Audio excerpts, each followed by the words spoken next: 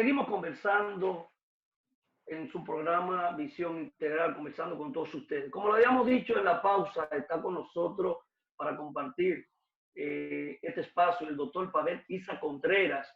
Él es economista, el profesor de INTED, investigador, consultor,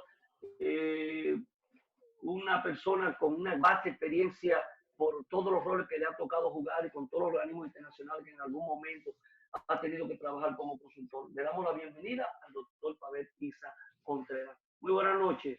Buenas noches, gracias por tenerme con ustedes hoy. Buenas noches, Pavel. El placer es nuestro. Quisiéramos, Pavel, tú que eres una persona acuciosa, que vive investigando, de seguro que tiene muchísima información que compartir con nosotros al hacer un análisis de lo que está ocurriendo en la economía nacional, la economía dominicana en estos momentos a partir del coronavirus. Así que quisiéramos que tú nos dijeras cómo tú ves la situación en términos económicos, la medida que han tomado las autoridades y sobre todo, qué nos espera a nosotros más adelante. Así que nos gustaría conversar contigo en esa dirección. Bien, la voy a dividir mi respuesta precisamente en esas tres preguntas. Lo primero es, ¿cuál es la situación económica del país en este momento? Como muchos otros, lo que estamos asistiendo es a una caída muy drástica en el nivel de actividad económica. Probablemente la caída más drástica, más profunda que hayamos visto en la historia económica contemporánea del país. La única crisis de esta magnitud que yo puedo recordar leyendo, ¿no?, historia económica dominicana es en 1965, en el contexto de la guerra civil. Y es probable que en ese año la caída del PIB fue de 12%. ¿Ya?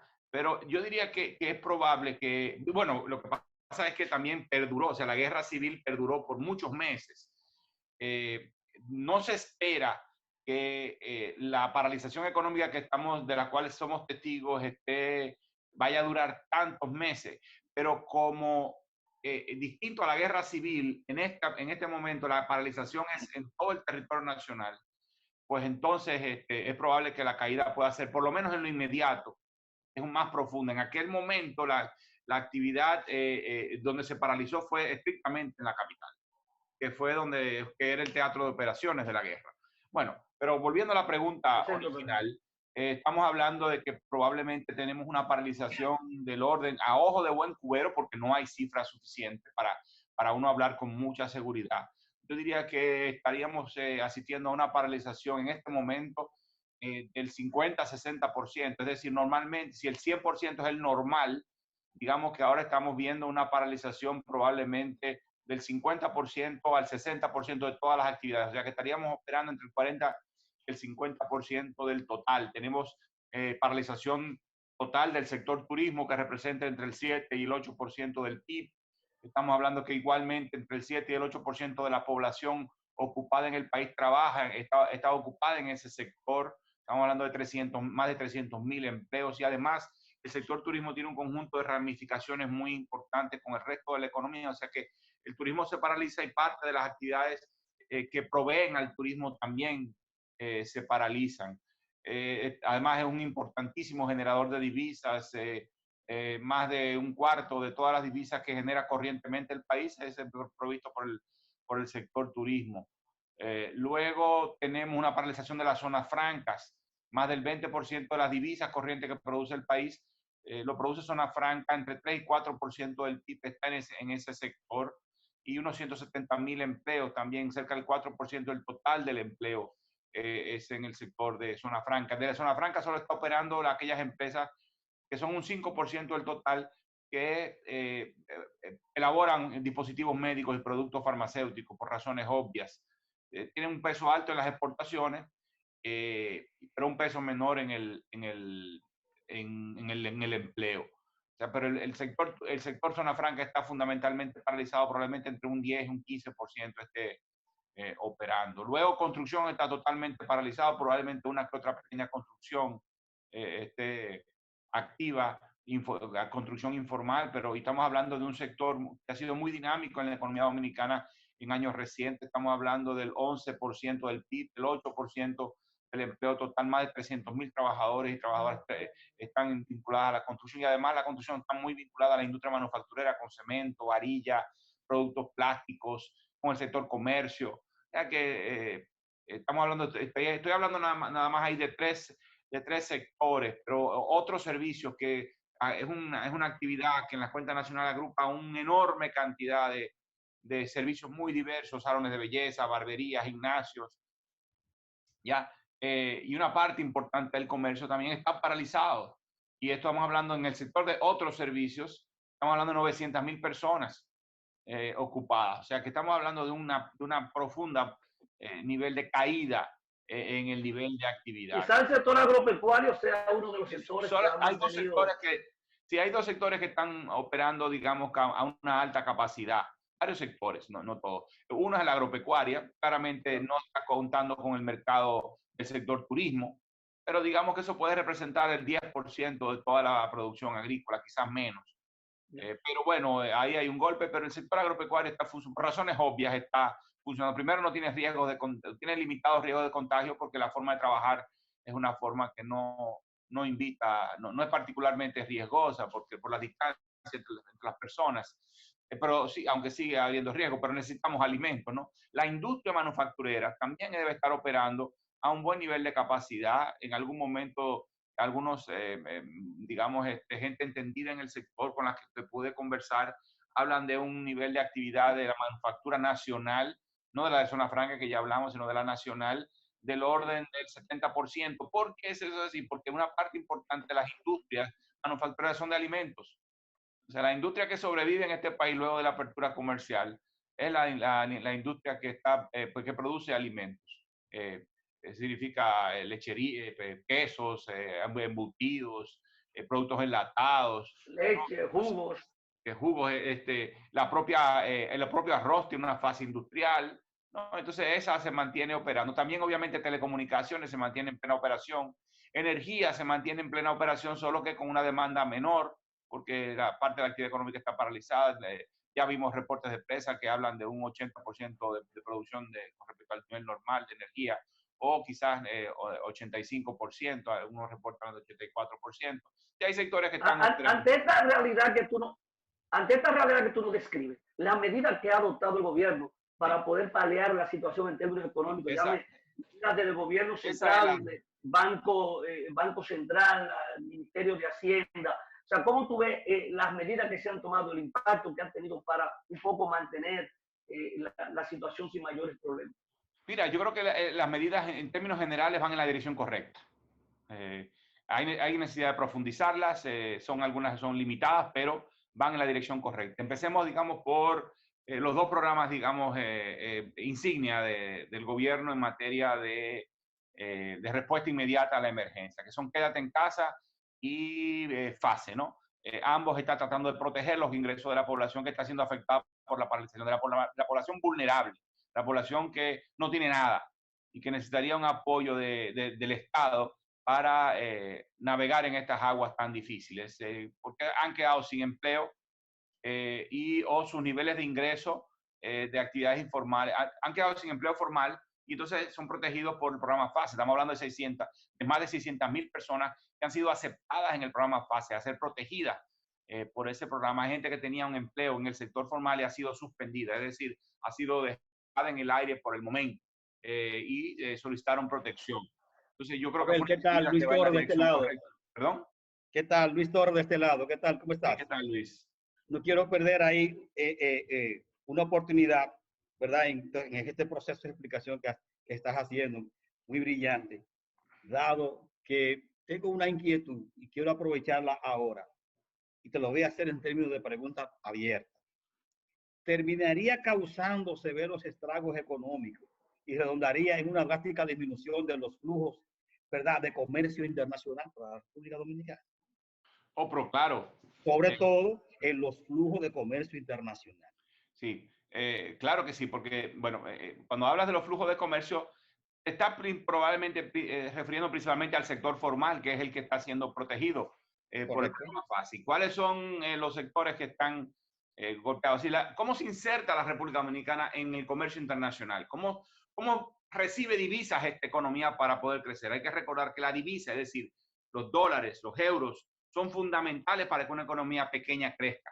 De cualquier tipo, o rica o pobre, necesita moneda extranjera, necesita generar moneda extranjera. Generalmente las economías pequeñas destinan una gran parte de lo que producen hacia el exterior para comprar una gran parte de lo que consumen, porque no pueden producir todo lo que necesitan. Entonces, esta economía se inserta a través de 4 vías.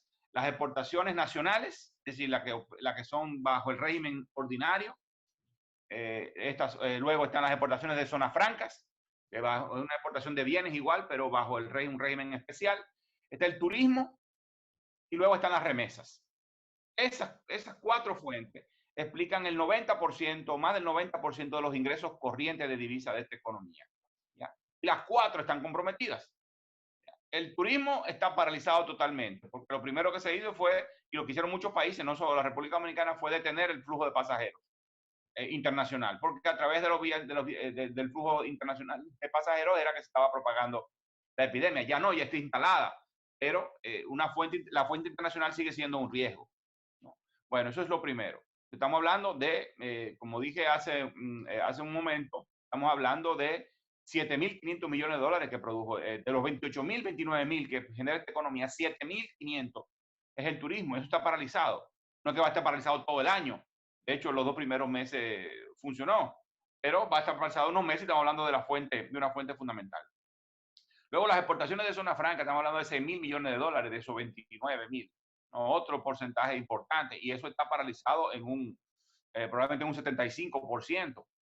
Luego tienes las remesas.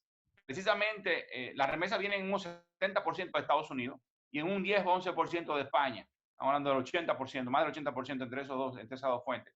Pero en Estados Unidos, precisamente en los estados que están siendo más afectados por la epidemia, y donde hay medidas más fuertes de aislamiento social y de paralización económica, es donde viven los dominicanos y las dominicanas migrantes que envían remesas. ¿Ya? Entonces, estamos hablando de una fuente muy importante que está siendo comprometida, no por razones de respuesta de política nacional, como el caso de turismo y zona franca, que fue el Estado que mandó a paralizar, sino por razones externas, de contagio en otros países, de medidas de contención de ellos. Y luego están las exportaciones nacionales, del régimen nacional. Yo creo que ahí probablemente esas exportaciones sean las más resilientes, las que más aguanten. ¿Por qué? Porque primero el 30% de esas exportaciones nacionales, o sea que no son de zona franca, es oro. Y el oro está disfrutando de altos precios. Precisamente la crisis ha hecho que, digamos, los inversionistas se refugien en comprando oro, que es una alternativa segura. Que puede tener el precio récord. Y eso hace que...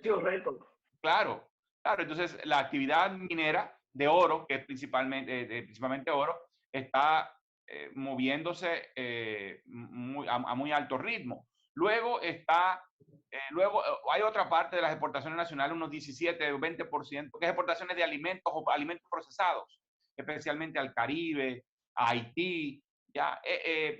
Esas exportaciones, aunque deben estar sufriendo en este momento, probablemente sufren menos. No hay una paralización de la producción nacional, hay problemas de barcos, hay problemas de logística, hay problemas de demanda. Los países, pero digamos que se van a sostener. Probablemente son las que menos sufran, pero en general la inserción dominicana a la economía internacional está sufriendo severamente. Entonces, ¿cómo nos ayuda la disminución de los precios del petróleo? Claro, eso es un efecto compensatorio. Gracias por introducirlo. Bueno, dejamos de recibir remesas, turismo, exportaciones de zona franca y quizás otras exportaciones, la oferta de divisas baja, la disponibilidad de divisas baja, pero también la demanda baja. ¿Por qué? Por 2 razones. Una, porque estamos importando menos porque la economía está paralizada. Nadie está importando grandes cantidades para abastecer como si fuera una operación normal. Entonces hay una reducción fuerte de... Las empresas están paradas, no están demandando muchas importaciones, exceptando las de alimentos y demás. Muchos de los alimentos es comprado localmente. Luego, primero. Y segundo, el precio del petróleo ha bajado. Entonces esas dos fuerzas de alguna manera se compensan. Por una parte baja la demanda, la oferta de divisas, pero también baja la demanda de divisas y hay una suerte, digamos, de compensación. Cuando la economía se relance de nuevo, lo que esperamos es que las exportaciones, los ingresos de divisas crezcan más velozmente que la demanda de divisas resultado de la recuperación, pero eso no lo sabremos hasta ese momento. Mire, vamos a hacer Luis, tú vienes con tu pregunta, Luis, cuando hagamos la pausa, entonces entra de una vez. Vamos a hacer una pausa y en breve retornamos con esta interesantísima conversación. Dejamos a Luis en espera. Así que volvemos en breve.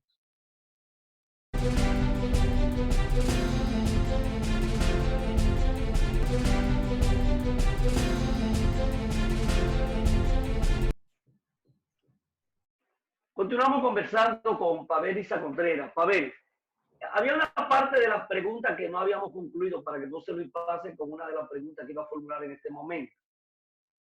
Sí, decía que el gobierno ha respondido adecuadamente porque está tratando de proteger los empleos formales a través de FASE. Luego, también se montó el programa Quédate en Casa, que no es más que una extensión de Prosoli, del programa Progresando con Solidaridad. Lo que hizo fue expandir el número de beneficiarios y aumentar la cantidad de dinero que se transfiere a través de Comer. Primero, un aumento importante de menos de 1.000 pesos a 5.000 pesos. Yo creo que fue, en ambos casos están tratando de sostener, primero de proteger el empleo de los formales, pero también de sostener los ingresos de esa población, porque esa población se ha visto sencillamente despojada del ingreso. Entonces, se puede generar una crisis social muy seria. Estamos hablando que solo en el sector formal privado se han perdido 600.000, 700.000 empleos, de una nómina total de 1.6 millones casi. Estamos hablando de que ya la mitad del empleo en el sector formal está perdido, por lo menos temporalmente. Es un golpe muy severo. Entonces el gobierno está tratando de proteger a esa población con el programa FASE. Y luego está tratando de proteger a la población pobre con el programa Quédate en Casa.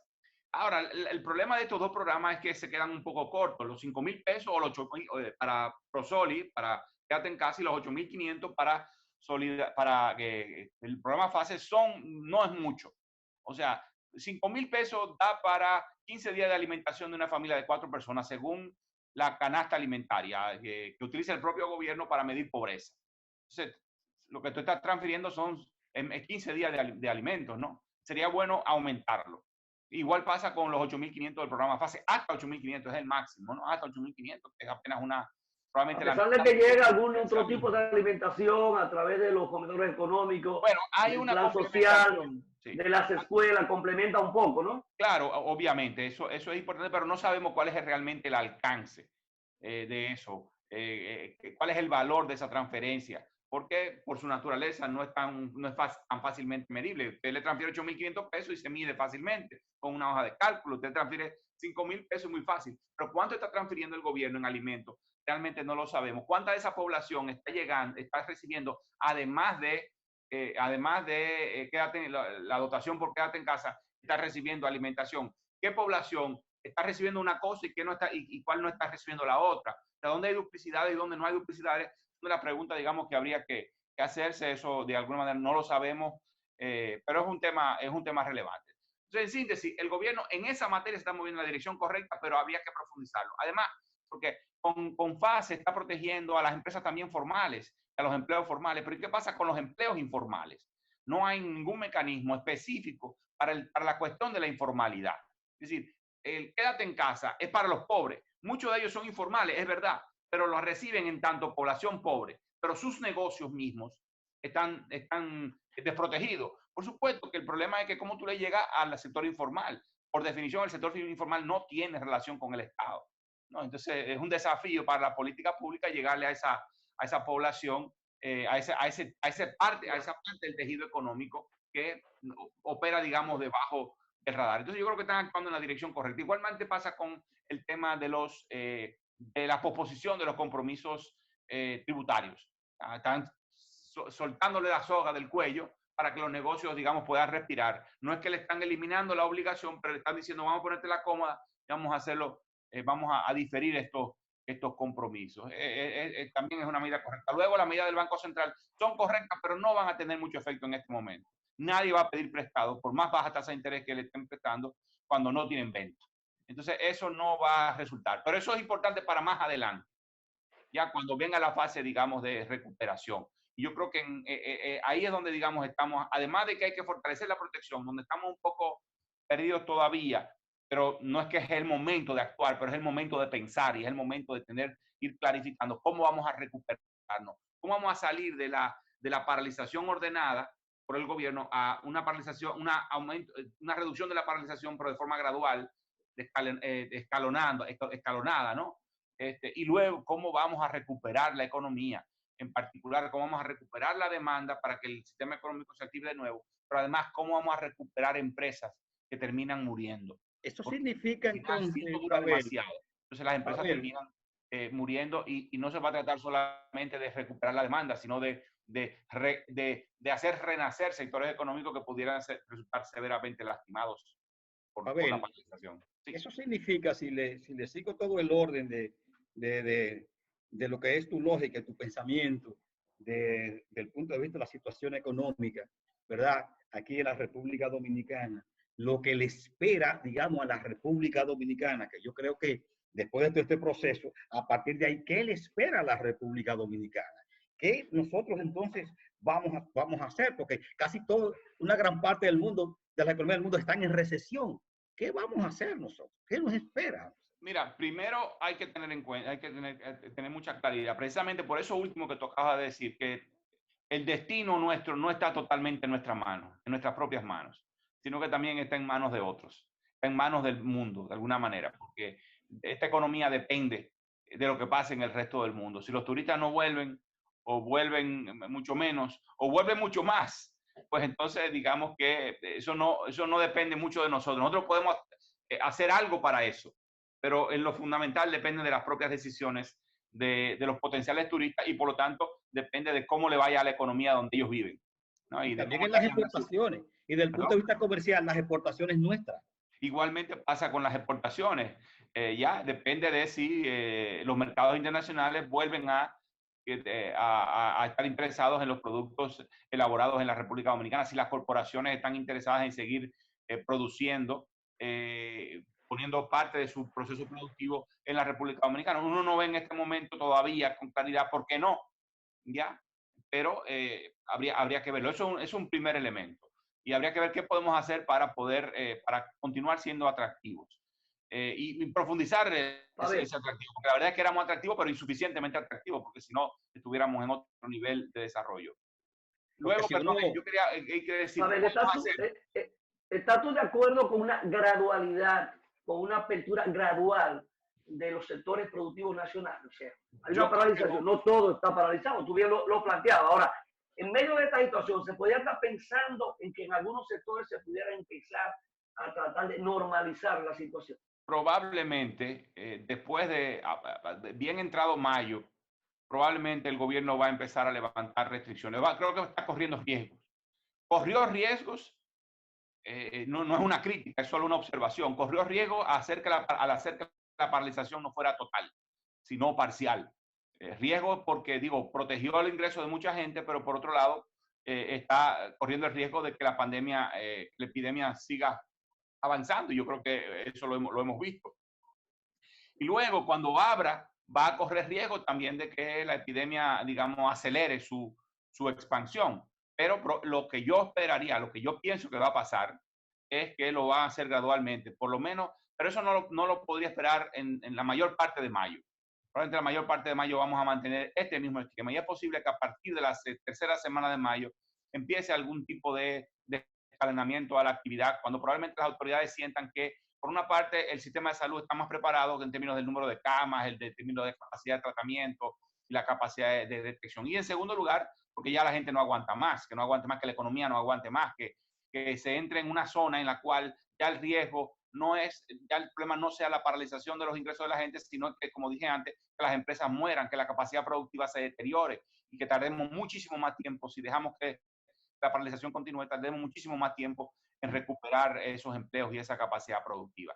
Yo creo que yo esperaría, yo lo que pienso que va a pasar es eso, que lo van a escalonar, que va a haber probablemente una continuación del contagio de la epidemia, pero que en ese balance probablemente las autoridades van a preferir esa combinación antes que algún tipo de extremo, de apertura total o de cierre total del nivel de actividad. Lamentablemente el tiempo se nos ha agotado. Es interesantísimo hablar contigo. Tiene muchas cosas que comunicar, que decir. Pero en 30 segundos, esto podría traer algún tipo de conflicto social que también hay que evitarlo en algún momento, esa paralización prolongada, por lo que tú mismo explicabas. Pero ¿cómo tú brevemente analizas cuál sería el impacto en la economía en términos del crecimiento? Dice que esta economía podría crecer a 1% o no entraría en recesión, a diferencia de lo que va a ocurrir en América Latina y en el mundo. En este momento no es posible arrojar una cifra. Yo creo que los elementos se están desarrollando en este momento.